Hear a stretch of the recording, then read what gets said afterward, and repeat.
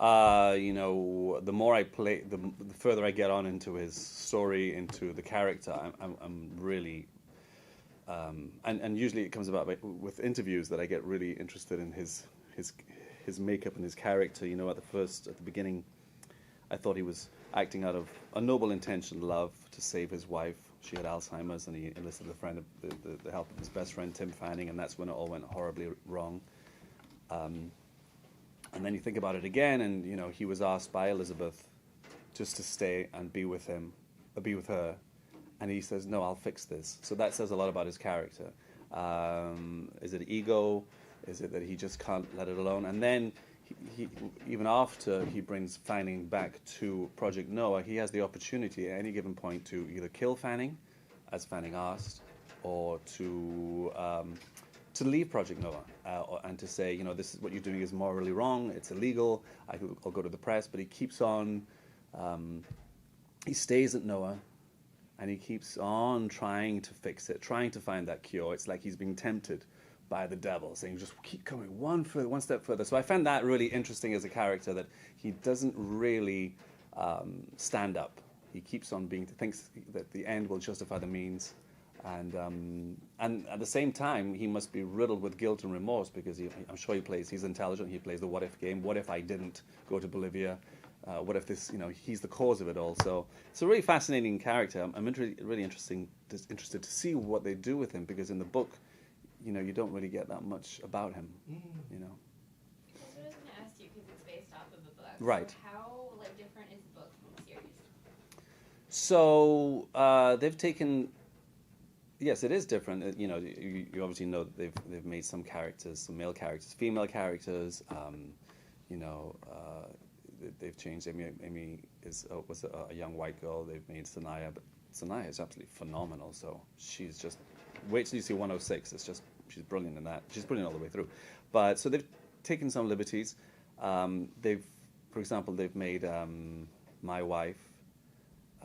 She was dying of cancer in the book. Now she's got Alzheimer's. But they've kind of enriched it for the characters that are there on screen. My character certainly is enriched. I think that whole storyline with Fanning and Elizabeth is certainly really cool.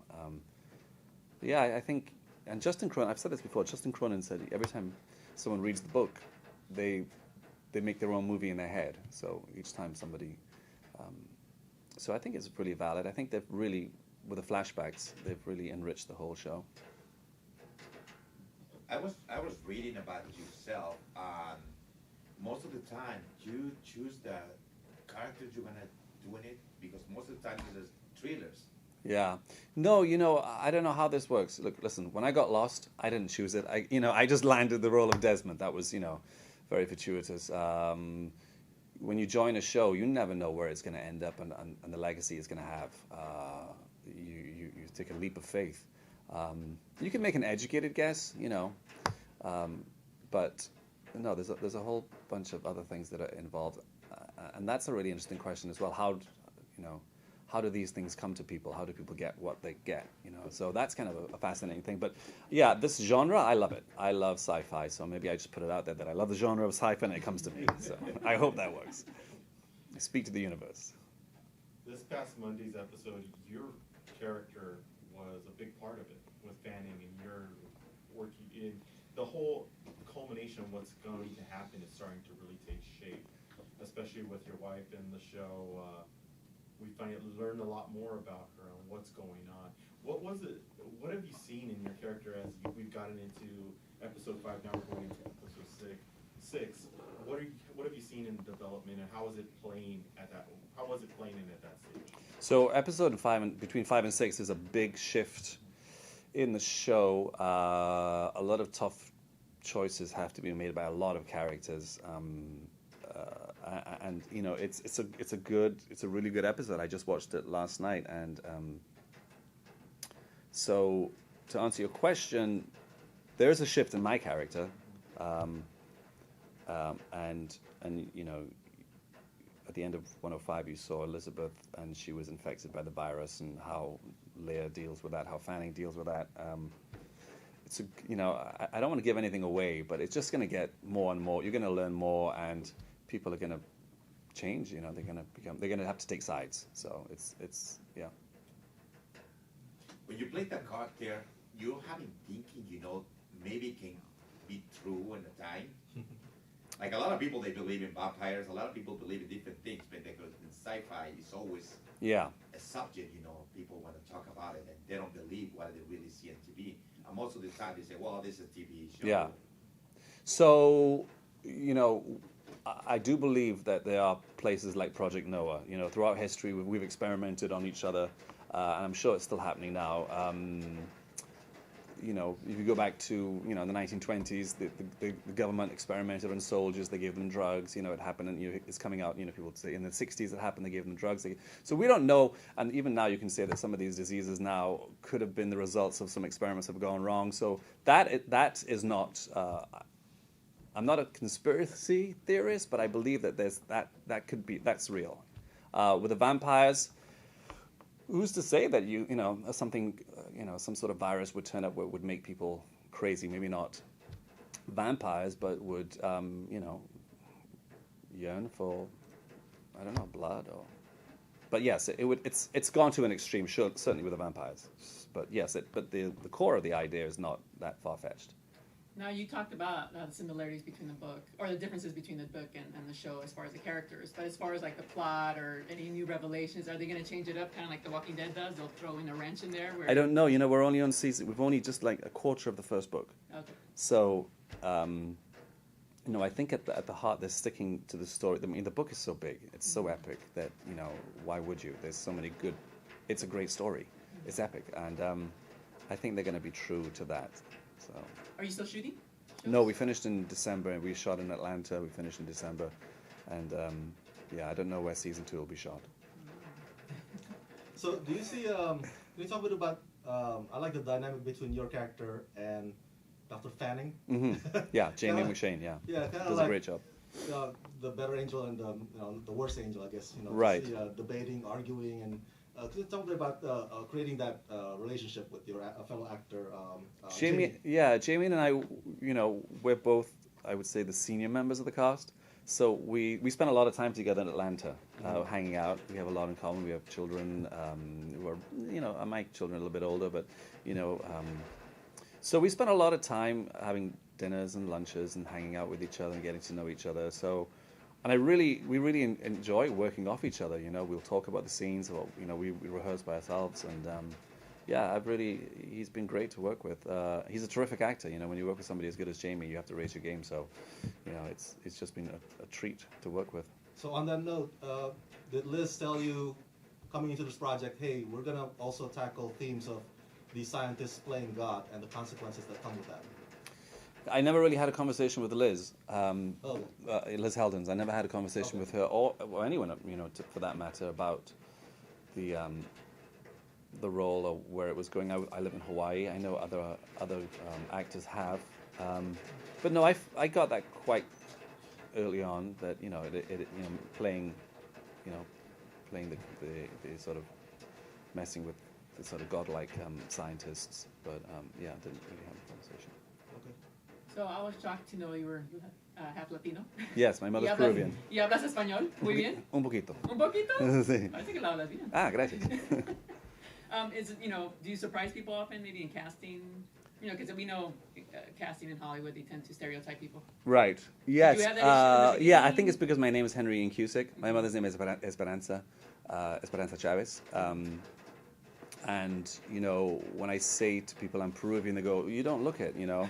And then I do that, and they go, sí, puedo ver tu nariz, sí. Sí. You know, but by and large, you know, you introduce yourself with a name, people make an assumption. Henry Ian Cusick, and also I speak English with this accent, so they go, there's no way he can be, you know. But it's, yeah, when I love, you know, speaking Spanish whenever I can, because I don't get a chance to practice. Mm-hmm. So, si quieres hablar español, lo vamos a hacer entonces. ¿Cuándo vas a hacer una película en español? ¿O quieres hacer una? Sí, me encantaría. Yo iba a hacer algo en Perú, pero no sé si va a pasar. Íbamos a hacerlo este marzo, pero no en marzo, en junio, pero no sé si tenemos la plata. Ojalá. Ojalá. Sí. Con este video van a salir, El dinero. Ojalá. Wasn't What was a it project said? of you like a person for the next season? I'm sorry, I missed that first. Well, you know, what is for your next project and for the next season of the show? My next project, so I've got a film coming out on video on demand called Chimera. That comes out March the 15th. Again, it's another scientist sort of playing God, trying to save his children. It's a really cool little low-budget indie, but first-time director Maurice Himes, and we shot in Boston. But it's a really interesting little film. After that, I'm looking forward to season 2. Should we get a season 2? I'm quietly confident we'll get one. And that's all I have at the moment. So do you like playing characters who are like that Frankenstein monster type of thing? Because it's kind of like, and this is going off of my father watching the first show, because I got him on. And he says, he equates your character kind of like the Frankenstein's monster. He wants to But do he is good. Dr. Franz, yeah. Yeah, he wants to do Yeah. good, but something went wrong. Yes, yeah. Yes, and that's very similar to the character in Chimera. I kind of feel that's pretty similar to most of my characters. I do tend to play that role quite a lot. And I don't know why. I guess I have the face. I don't know. But yes, do I enjoy them? I love them. I love being in that moral, that ethical dilemma of, that gray area. It is a lot of fun, yeah. It would be great if there would be some cure for all diseases. The premise is like it's relatable. Yeah. We're talking vampires, like you said. Some people believe it, some people don't. Yeah. But the relatable part of the show is that we wish somebody could find a cure for all sorts of diseases. Yeah. Well, people are working on stuff. What I found interesting about that was the ego-based part of it. Of course, Fanning was interested in that. When I approached him with that. But I was surprised the more I thought about it, for Jonas Lear to be thinking, of course you must know if you're a scientist of your place in history.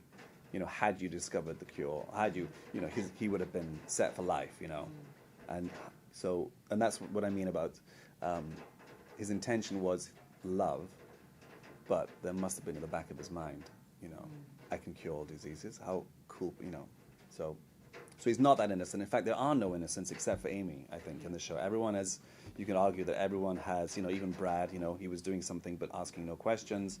A lot of people just refuse, put their head in the sand, but then at the end of this, very soon you'll see that people take sides and make decisions about which side they're on. What do you think was the most challenging part of the show for you? I enjoy a challenge, but I think, when I look back on it, probably trying to do, the schedule was really challenging. We had the scripts were really big and our time frame was tight. For example, in the last episode, we were shooting episode 10 and episode 9 at the same time, pretty much in the same location. So we would shoot scene from episode 10, roll, shoot, action, and then, episode 9, roll, shoot, action. And we were like crossing over and just the logistics of sound and all of that and getting people from one set to another. What episode I'm doing 9 now, and then I'm jumping to episode 6. We were jumping around. So that was pretty difficult. Personally, being the only one on set, who was non-American, speaking with an American accent, that for me was a personal challenge. Yeah.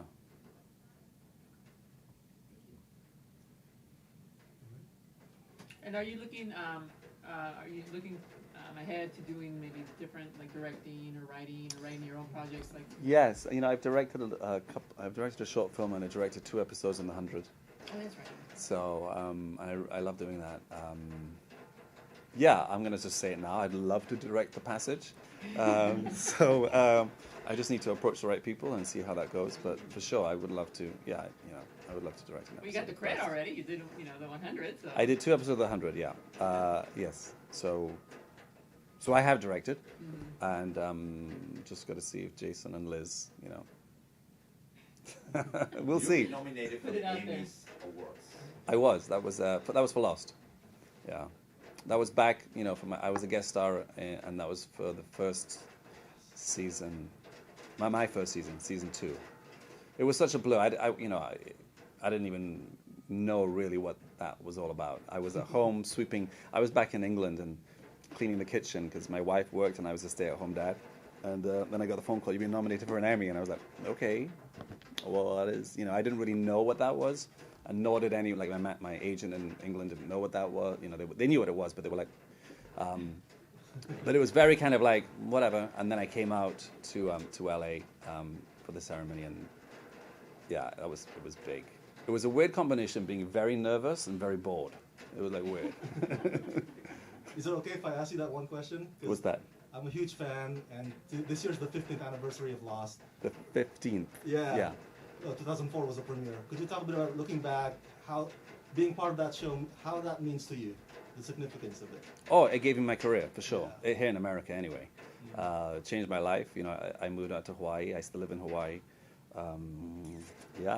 Damon and Carl, you know, it was like winning the lottery. It was a moment of like because you know, anyone could have done that. Not, you know what I mean, but it could have been anyone who did that role. I just got it, and yeah, Damon and Carlton, they changed my life completely. So I'm very grateful to that show. Yeah. Thank you. So you tend to gravitate towards apocalyptic, disaster type shows. Well, it's weird. I don't gravitate to, you know, as I said, you know, Lost was offered to me, you know, and I was like, okay. Again, the way I got this show was I was coming back from the UK, and I knew nothing about it, and I was just going to be a guest on one episode, possibly recurring. And then they said, would you like to join the show? So, you know, I don't know how these things happen. As I said, you know, they must be putting something out in the universe. This is what I want to do, so I don't know. Does it get depressing shooting all these, like, you know, kind of situations where you're not, you know? No, that's so much fun. Yeah? No, fun. I love it. It's fun I to love, pretend. yeah, It's not it's real. fun. I love doing all that, you know. I love the high stakes, you know, end of the world, end of the human race stuff. You know, that's fun for me. Yeah. Yeah. Can you describe the show in 3 words for fans? I hate questions like this. Like, oh, come on, awesome, epic, thrilling. You know, I mean, yeah, sure. How's that? Awesome, epic, and thrilling. But it is awesome. It says epic and thrilling. Intrigue us to watch it. Intrigue Oh, us to watch it. listen. Hey, I love the show. I think it's great. I think you should watch it. But I can give you more than 3 words why you should watch it. I think you should watch it because it's epic. It's a huge show that has so much potential, and there's so many different storylines that you could follow. It's a big ensemble cast, and like Lost or like any of this, you know, you can latch into the character, your favorite, and follow that storyline. Say, I like, you know, the Brad and Amy. That's the heartwarming part of the show. Then you have the Lear, Fanning, you know, Elizabeth storyline. But then you have the Babcock and Clark, that weird love story going on. So there's so many things, and then there's going to be, it gets richer there. We have to introduce characters because if it goes to the book, there's other people coming into the show. So it's huge. Yeah, it's massive. It's a lot of fun. And one thing that I love about the show is the way it's shot. Yeah, It's not like a movie. yeah, absolutely. With the length of being able to tell a story. Yeah, yeah, it is, and you're right. No one's mentioning that, and they should. Jason Ensler, who gave the show its look, has got a great eye. You know, he's always taking photographs, and he's just got a great eye. But you're right. We shot most of it, in fact, all of it on prime lenses, so it has that narrow depth of field and things in and out of focus. But also the framing is very filmic. You know, it's not just centered. Everyone's slightly off. We had a great crew, a great lighting department. So, but you're absolutely right. The show looks beautiful. Yeah. Most of the production they've been doing like that lately. Yep. For TV series. Well, for cable, for sure. I think maybe that's why we were pushing up against it. But I think for network TV, I think we look more like a cable show than a network TV show, for sure. If you look at any, you know, look at what's on before and after us, we're way more cable feel look to it. And So do you, back into your roots. So you are from Peru. Your mom's from Peru. Yeah. Your dad is from Scotland. Scotland. So, what is the difference between the and 2 different sides of the world that the same person like you? I don't know, because I grew up with me being me, and so I was born in Peru, moved to Trinidad in the West Indies until I was 15, and then moved to Scotland. So I guess the takeaway is that because I've had the, you know, I've been very fortunate that I've traveled a lot. I very early on I got to see that we're all the same. You know, that, you know, I think it's a really good thing for people to experience other parts of the world, to see that we're all essentially the same. We all want the same things. So I think that was my big takeaway. The weird thing is I don't feel particularly Scottish, and I don't feel Peruvian. You know, I don't feel anything. I don't know if any of you guys have that, because I'm sure a lot of you are mixed. So I don't feel loyal to anything, you know what I mean? I just feel kind of homeless, you know. But you know, Hawaii, I would say, is my home now. I feel more connected to Hawaii than I do Scotland or Peru, you know. So. And what do you think is the fascination? I mean, now shows are taking kind of the supernatural route, superhero, and here you have vampires. Thank God it's not zombies, because we're kind of done with the zombie genre. Right. So what do you think of the way that TV is going, as far as, I mean, not cable, because cable, you got more dramas, but like network TVs, they're veering towards the supernatural. Even the streaming services have a lot of today a lot of new superhero shows are coming out. Oh really? I don't know. I don't really know. I haven't, like, what's coming up? Doom Patrol and Umbrella Academy. Oh yes. Yeah. So I haven't people really like I haven't really caught up on that. You know. I don't know. At the heart of it, everybody just wants a relation. You know, drama's about relationships, conflict, and we want to see. You know, it has to have a heartfelt. You have to be invested in characters, and that's ultimately, I think, that's what makes a good show. You could have all the rest of it, but it has to have. You have to be invested and care about the characters. Yeah. You know, and I think that's what we have. You know, in our show in abundance. You know, especially with Amy and Brad. You know, that's good. But what do I think about them? I haven't. You know, I think you know. With all the superhero films, Marvel and all this, you know, I don't really have a strong opinion on. As long as I'm invested in the character, I care about someone, then that's really all right. Doesn't matter the genre. Yeah, you can fit that in anything, right? Yeah. Do you consider yourself like a superhero fan? I'm not a huge Marvel or DC fan. No, I'm not. Can I say that? Of course. Oh, no, I'll never work for them again. You get a pass. I don't know. I just never. I was never really. Yeah. Because I want to see characters who care about each other. I want to see relationship, and I guess you have that, but usually in the Marvel and the superhero world, it's all about the effects and the fights and stuff, which, you know, leave me a little bit cold sometimes. So. What kind of intrigued you to want to become an actor? It's a good question. So I was 16 at school, and my father was pushing for me to be an engineer, and I watched an episode of Robin Hood, and it was Michael Praed playing Robin Hood, and I just thought, how did he get that job? Because that looks like fun, and that's what I want to do, because I really had no interest in further education. I couldn't be bothered. I really didn't want to open another book. And the idea of university was like, oh God, no, another 4 years of reading stuff. So really, that was it. That was the sort of seed. I thought, that's what I want to do. I want to run around and shoot bows and arrows and have fun. That was pretty much it. That's awesome. That's funny, but that's what most actors say, that they become actors because they didn't want to go to school or they didn't want to study, you know, I didn't want, yeah. a But then, profession, yeah, but then when I their went parents to drama school, then I got really interested in Shakespeare and poetry and Yeah. stuff like that, and I did enjoy it. But that was the first kernel of, you know, the seed that was going, I want to do something that's fun. So, and it has been fun. You know, it's been up and down. You know, it's difficult, you know, when you're not working. But by and large, the struggle is fun as well. Yeah, it's a fun career. Thank you. All right, thank you very much. Thank you for watching Muse. If you like what you saw, make sure to subscribe to our channel and click on all the other videos you see to watch more of our content.